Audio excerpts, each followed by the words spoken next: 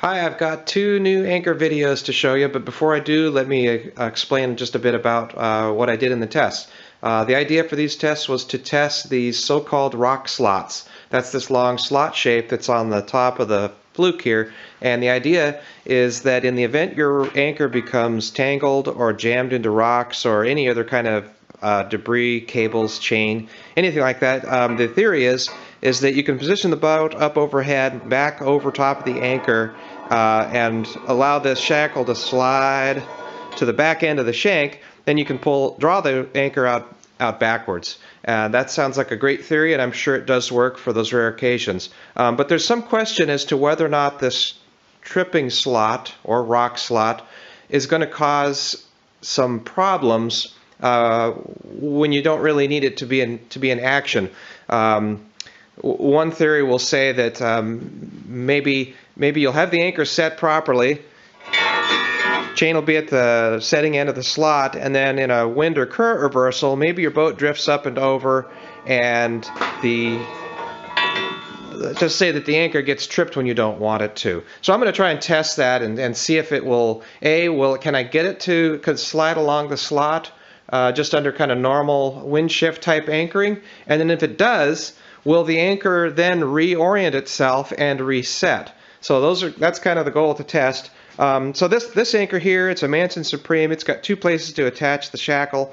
We have the normal non-tripping location, and then we have the rock slot. This Sarka anchor, it only has one place to attach the shackle, and if you don't want to use the rock slot, the anchor manufacturer has provided this large bolt here, and all you do is you just simply loosen it up. You can slide that to just right up next to the shackle here, and then that'll effectively defeat the action of the slot.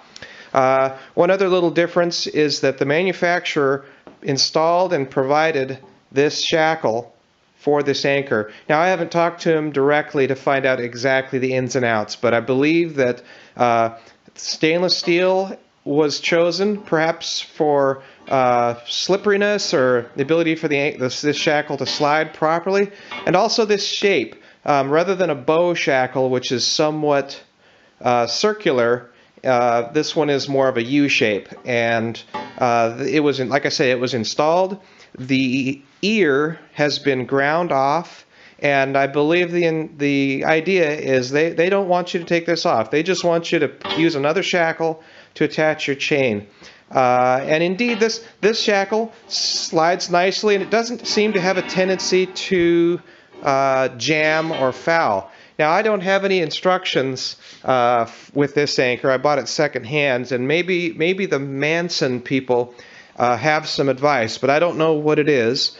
And I just want to note that you've got two choices here.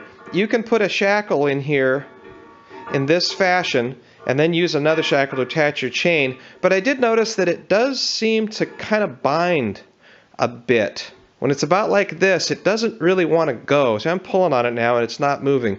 The other way to attach this would be to place it in this fashion and then pass the pin through the slot. And that would be more in keeping with what's happening with this other anchor. And, well, there may be a difference there. I didn't really get conclusive evidence with my testing, but I did get more information about a whole completely different subject. And now let's go to those videos and let's just see what I came up with. Okay, first we'll look at the Manson Supreme. It's in free fall here. We're in 26 feet of water. I'm using 105 feet of 3/8 triple B chain. Our scope is 3.5 to 1. Here it is. You'll see the shackle is at the tripping end, and it slides along. It takes a second, but right away it ends up at the setting end of the anchor, and the first set is perfect. Brings the boat to an abrupt halt. I was going about 2 knots there.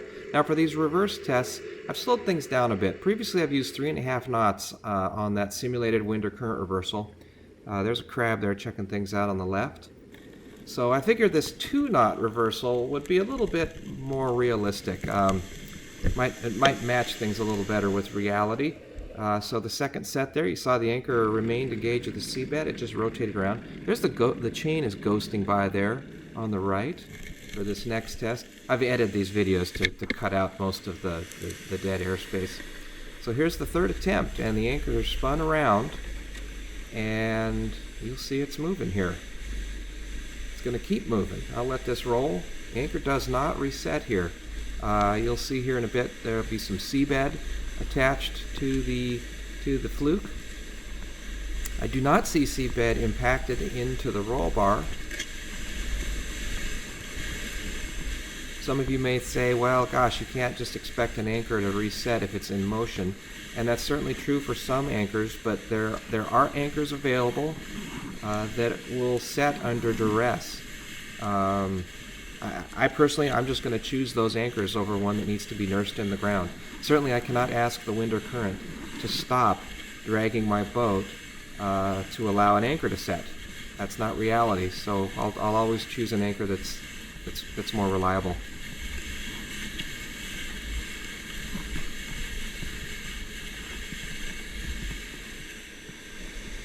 The anchor only stops here once I shut the power off. And there we can see it's got a good listing over on its right side.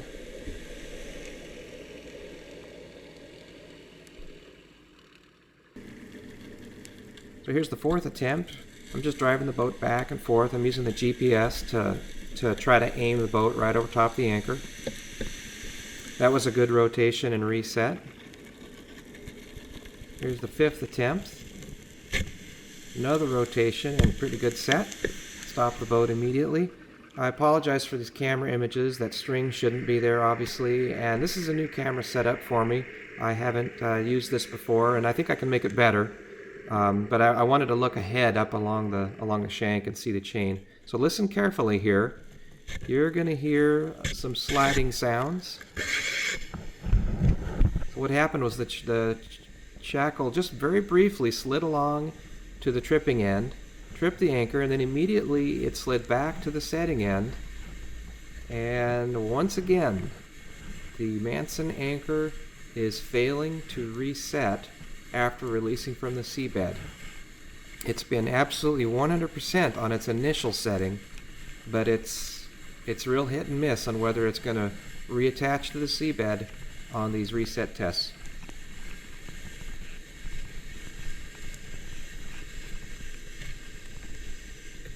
Once again, the anchor only stops when I chop the power. This time it's rolled over and listing heavily to the left.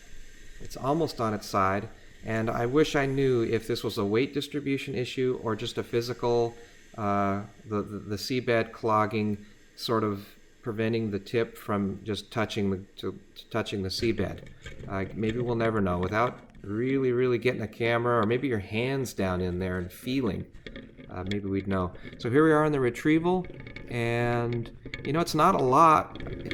I was expecting maybe to see the whole roll bar filled with seabed, but that's not the case. It's mostly just packed around the base of the shank.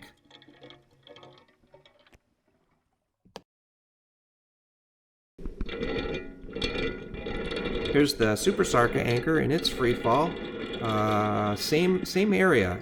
This is only about a half hour after that other test, and I don't know if I stirred up this turbidity or if the tide changed, but unfortunately we've just got lots of turbidity in this whole series, and we have to take what we get.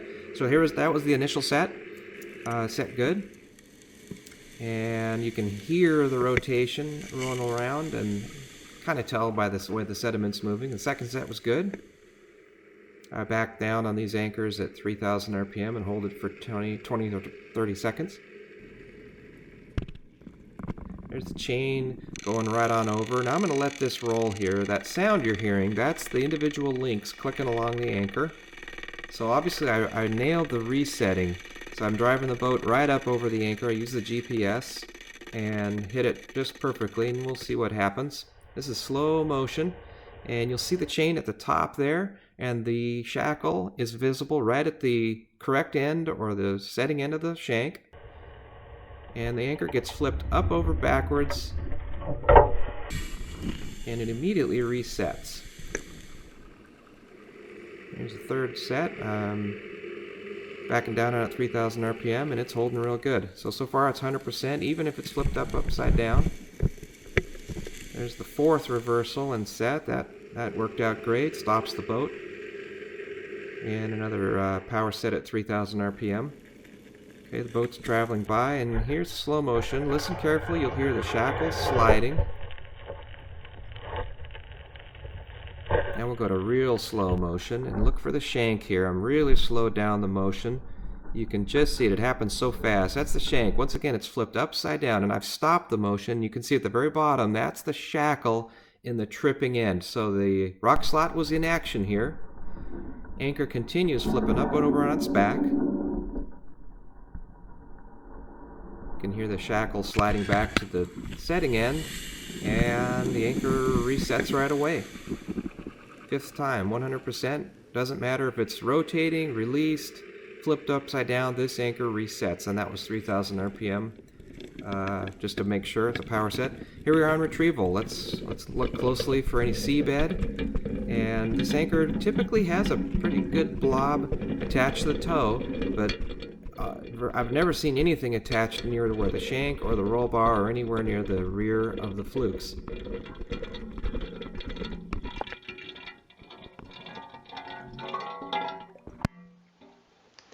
Okay, so the function of the rock slot was kind of a mixed bag. It most often did not move, meaning the shackle and the chain stayed at the setting end. We did see the shackle or hear the shackle move a couple times in those tests, and I think the bigger issue about all this is what does the anchor do on the reset? How reliable is it? And for this Sarka anchor, it's 100%. This anchor doesn't seem to matter if it rotates, flips up over backwards, or is tripped via the rock slot.